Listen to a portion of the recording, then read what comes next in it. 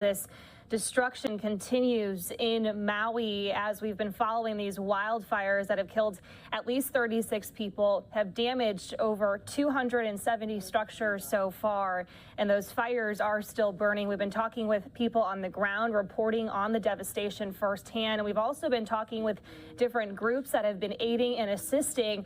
And right now we want to bring in Mark Neveau, a friend of the program here, to talk a little bit more about what comes next from here. Mark, a former FEMA official, former California battalion chief as well. You're able to speak to a lot of this. Let's first just start with what we've seen so far with this wildfire. The images that are coming out of here are just devastating. Yeah, absolutely devastating. Unfortunately, we don't know the extent of the damage. What we do anticipate is that the death toll certainly is going to rise. And what I'm hearing is the number of buildings destroyed and damaged is 3 times the number that's being reported now. And keep in mind, this was only a 2,000-acre fires. There were 4 fires on the island. And when you think about California wildfires, it can be hundreds of thousands. It's with 2,000 acres and did such devastation. Yeah, I mean, to hear that number, try to picture that 3 times the amount potentially when we've already seen over 200 damage so far and over 30, potentially more than 36 people who have died in this as well is just so tragic. And you talk about where this has happened. This is a historic part of Hawaii. It's a home to many, but also a very popular tourist area. What about just the significance of where this is all taking place? It's hard to imagine a place as beautiful as Maui going through such a tragedy. Yeah, it certainly hurts all our souls. You know, it's a part of the culture of the island there. And, you know, they're searching for people. And you hear them talk about aunties and uncles because of the familiarity that Hawaiians have. And so this is going to be devastating, not only to that island, but also to the entire state of Hawaii. And it's going to take some time. And keep in mind, before this even happened, the governor had declared a state of emergency for housing unrelated to the fire because of the shortage of housing on the island. Now we're talking about losing, you know, hundreds or thousands of homes already. With a shortage there, it's just going to compound the recovery and it's going to make it more challenging, unfortunately. Yeah, and these images, Mark, that we're showing people now from yesterday, mostly the flames just massive on popular areas of Maui there that people are used to frequenting, businesses, restaurants, things that have been there for so many years. What comes next in trying to battle this type of blaze? It's massive. Yeah, what they're doing now is they've got about 80% containment on the 4 fires on that island. Keep in mind, there is another wildfire, you know, over on the big island that they're battling too. So you almost have simultaneous operations going on in terms of trying to extinguish the fire before, you know, any potential red flag winds that might create more problems. That's number one. They're also trying to find people, you know, those who have perished, those who weren't able to get from their homes down into the Pacific Ocean to find refuge. The boats that were in the harbor are all destroyed. Are there people on those or in those boats? They're also taking a look, trying to find people who are, you know, still alive. You have urban search and rescue teams coming from California with rescue dogs and cadaver dogs in the hopes of trying to search gridded areas, geographic areas, to try and find people, as well as trying to recover in terms of infrastructure, water, power, electric, hospital, make sure there's diesel for generators for hotels, etc. Big challenge ahead. Yeah, and I hate to think back to the past or look at what could have been done differently, but when we reflect on the forecast for this week and how it got to this point, is there anything, do you think, that could have been done to better prepare people or that we could have done to prevent it to getting as drastic as this?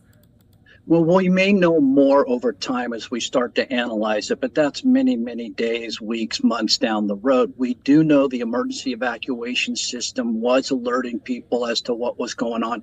And keep in mind, we're talking about wind gusts anywhere from 60 to 80 miles an hour. Any type of wildfire, you know, we've seen this certainly in California, but any type of wildfire that has winds fanning the flames like that. And remember, most of the housing and the businesses in Lahaina and that island, they're older, they're wood-sided, they're close together. They may be hundreds of years old. So when you have a fire of that magnitude with that type of wind pushing it, there's really relatively nothing you can do in terms of firefighting. You're really focused on evacuation evacuation, trying to get people out of harm's way. Yeah, Mark, and speaking of, let's pull up this tweet here that we showed viewers right before the break from Matthew Seedorf, who's with Fox 26 in Houston. He tweeted this out about United Airlines, showing that they've canceled all of their flights to Maui today. Instead, they're going to be using those planes to bring them there empty and help bring back passengers. So when you think about big picture, what we're seeing here, just the amount of hands that are needed to help people and all of the crews that are needed to help contain this fire, and now seeing this too, that they're bringing planes in to help get people out. Can you think back to a time, whether it be in Hawaii or elsewhere, where we've had wildfires that have been so destructive that we've just seen all of this in the aftermath? You know, I cannot offhand. We've seen hurricanes, tornadoes where we've had to airlift people out of certain areas, but not to this degree. And I think it's a compliment to the airline industry, quite frankly, because flying those planes empty is an expensive proposition. So they're there trying to help and get people out. Now, think about this for a moment, that 2,000 tourists had arrived that day on that island. And so those hotels, all those Airbnbs, the VRBOs, those were already full. And so now you've got 2,000 more tourists on top of it with no place to go. So you're trying to evacuate not only the residents and the locals and some of the other folks, but you've got, this tremendous amount of tourism there that they thrive on, that you're trying to get those folks out to a different location. And so, thankfully, the airlines have stepped up. Now, keep in mind, the military can't send over C-17s, large aircraft that are, stationed over on Oahu if need be. But so far, they have not needed to do that. And Mark, your work as a battalion chief in California, you think about the wildfires that we've seen, unfortunately so often there, and then you think about this, what's happening in Hawaii. What stands out to you, the similarities, any differences that come to mind? Well, I remember hearing a report from one of the locals that worked on the boats, a young lady who talked about it was a beautiful day, the blue skies. It was a wonderful day in Hawaii. They saw a little bit of smoke not too far away. That's not uncommon to have some small brush fires on the island that they can get to and put out. She didn't think much of it. And what she said was less than an hour later, everybody's running, trying to get away. The front street in Lahaina's on fire. People are running towards the water to try and save themselves. All the boats in the harbor on fire. So in a short period of time, as we've seen, you can have devastation in these wildfires, just a moment's notice. Yeah, and Mark, I just actually want to update viewers here. We just got this in. At least 53 have now been reported dead. This just coming in here now from Maui. It's so hard to fathom that this number keeps climbing, and you fear that there could be an even larger number that we're going to hear of in the coming days. Yeah, unfortunately, I wish that wasn't the message that I had to deliver, but I'm afraid it's going to continue to increase for a period of time. It's just going to take a little bit of time to get folks over there, to get them to start to search all those areas. And as they do, I'm afraid they're going to find more. Let's hope it stops soon. Yeah, of course, you're always hoping for the best. Still just trying to wrap my head around that number, 53 at least so far, that have been killed in this. So, Mark, when we think about what comes next moving forward, of course, with containing this fire, all of the aid, the help that's needed, I've heard so many people talking about how can I help the people of Hawaii? What do you advise folks to do? I know there's obviously always scams out there, too, that can be concerning. Yeah, there's no question of scams. Be careful of that. But, the biggest thing that people can do to help is to donate money. And I know that sounds like a cliche, but what happens when you donate money, especially to, Salvation Army, Red Cross, whatever, they're operating shelters right now, which is where most of the 2,000 or 3,000 people that had to evacuate their homes are located. So any help that you can provide them monetarily is wonderful. That's kind of key to being able. Also take a look at the GoFundMe pages, keep an eye on them, make sure it's legit. But there are a number of those that are available, and the money seems to be the key. Sometimes people want to donate goods and clothes and services. The trouble with that is the sanitary and the health part of it makes it hard. And so it creates a workload. So it's hard for them to distribute that type of stuff. So we encourage people to focus on the donations.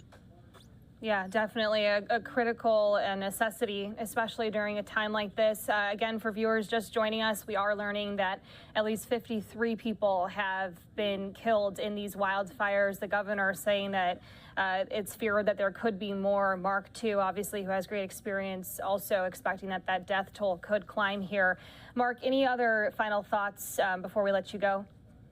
No, thoughts and prayers, right? This is going to be a challenging recovery for a number of reasons, because it's an island, because it's lost the infrastructure, gas, water, communication, cell service. It's going to take a long time to rebuild.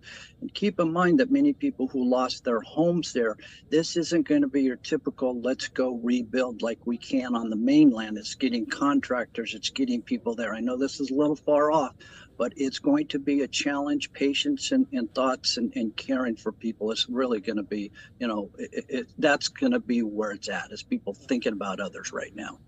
Yeah, definitely. And the challenges that come, like you said, with just being on an island like that. Mark Neveau, thank you so much, as always, for coming on here. We really appreciate it, talking about a very tragic story here. Yeah, you're welcome. Thank you. All right. Well, again, if you are just joining us, this news just coming down. I'm going to pull up a tweet here from LiveNOW's Jonathan Roy and also Fox 13 Seattle, saying that Hawaii's governor says 53 people have been killed in the wildfires. The death toll will likely rise. So unfortunately, this is something that we feared, as Mark mentioned, but with this fire still working to be contained, it is likely that that death toll will come up. Mark even said that from his sources that are there, talking about the structures too, we've initially heard about 270 or so structures either damaged or completely destroyed, and he's heard that there's likely 3 times the amount that we've already just heard of so far. So of course, we'll continue to bring you the very latest here, this tragic story out of Maui, these wildfires that continue to burn in such a beautiful place that so many people love. All right, we're going to step away for a quick commercial break. We'll be back in 2 minutes.